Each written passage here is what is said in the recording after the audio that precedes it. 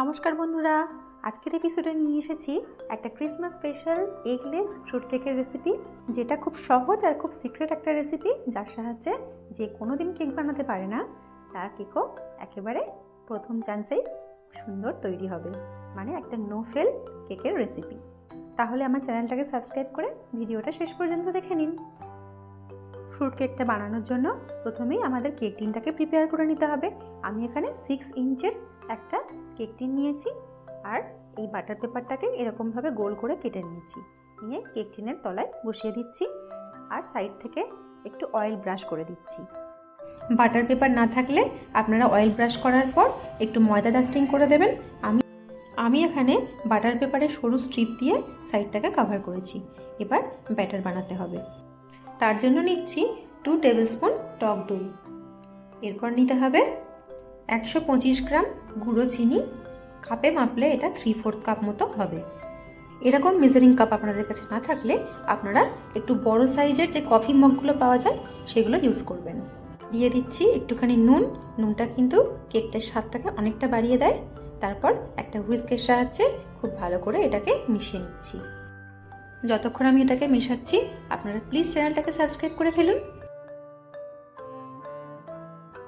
মেশানো হয়ে গেছে। এবার আমি এর মধ্যে একটু গলানো বাটার ইউজ করব।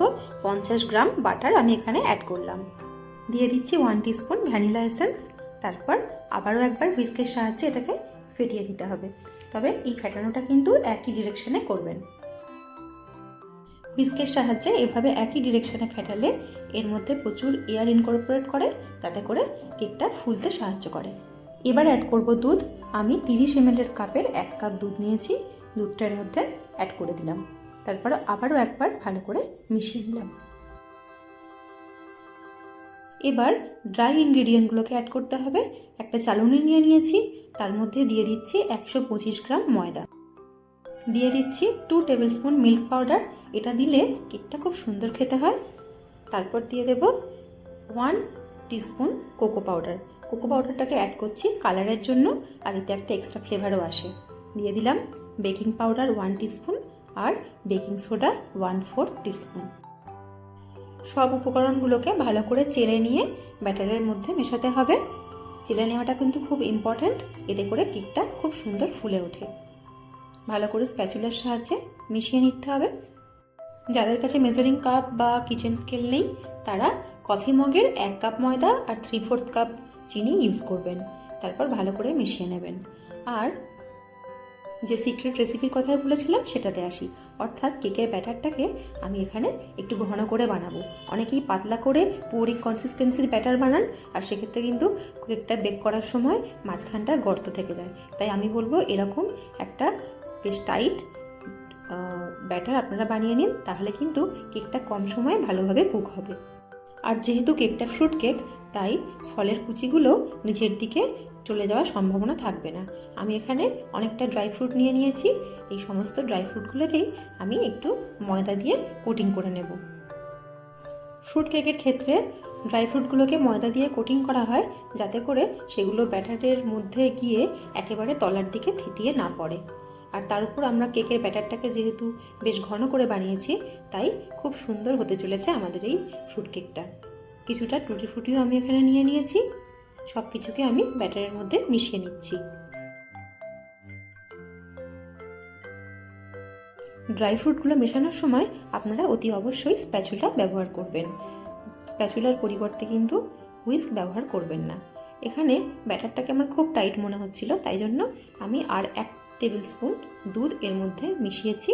তারপর খুব হালকাভাবে একটুখানি মিশিয়ে নিচ্ছি, বেশি মেশাবেন না। এদিকে একটা কুকার নিয়েছি, তার মুখটাকে ভালো করে চাপা দিয়েছি, আর ছিদ্রটাকেও আমি একটা কাগজের সাহায্যে বন্ধ করে দিয়েছি। দিয়ে এটাকে প্রিহিট হতে দিয়েছি 5 মিনিটের জন্য। এদিকে যে কেক টিনটা প্রিপেয়ার করে রেখেছিলাম তার মধ্যে ব্যাটারটাকে ঢেলে দিচ্ছি।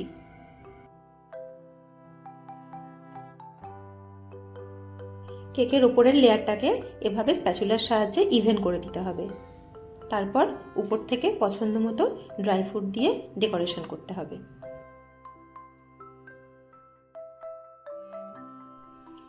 কুকারটাকে 5 মিনিট হাই ফ্লেমে প্রিহিট করে নেওয়ার পর আমি খুব সাবধানে এর মধ্যে কেক টিনটাকে বসিয়ে দিচ্ছি।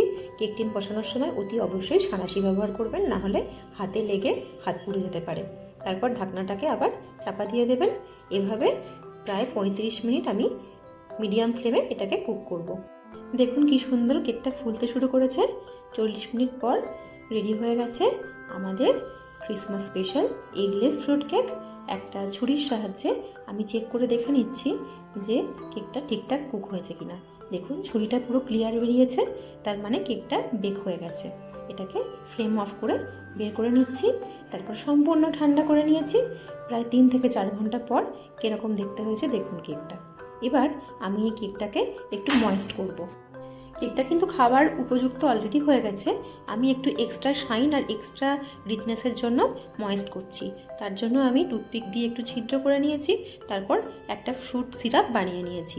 নর্মাল যে মিক্সড ফ্রুট জ্যাম পাওয়া যায় সেটার সঙ্গে একটু জল মিশিয়ে একটু ফুটিয়ে নিয়েছি। 2 মিনিট মতো রেডি হয়ে গেছে ফ্রুট সিরাপ। এবার ফ্রুট সিরাপটাকে একটা ব্রাশের সাহায্যে কেকের ওপরে অ্যাপ্লাই করে দিলাম। আর তারপর ওপর থেকে আরও কিছু চপ ড্রাই ফ্রুটস আমি এখানে গার্নিশ করে দিচ্ছি। কিছু টুটি ফ্রুটিও এখানে দিয়ে দিচ্ছি। রেডি হয়ে গেছে Christmas special eggless moist dry fruit cake. এই ফ্রুট সিরাপটাকে ওপরে ব্রাশ করার জন্য কি সুন্দর একটা গ্লসি লুকস এসছে দেখুন। তাহলে কেমন লাগলো আমার এই রেসিপি?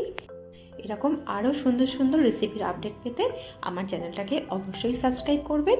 আর ভিডিওটা ভালো লাগলে একটা লাইক অবশ্যই করে দেবেন। আর এই ক্রিসমাসে এনজয় করুন এরকম একটা সুন্দর কেক। দেখা হবে আবার অন্য কোনো রেসিপি নিয়ে। ততক্ষণ পর্যন্ত ভালো থাকুন, সুস্থ থাকুন, আর বাড়িতে ক্রিসমাস কেক বানান, ছোটদের খাওয়ান, নিজে খান আর আনন্দ করুন।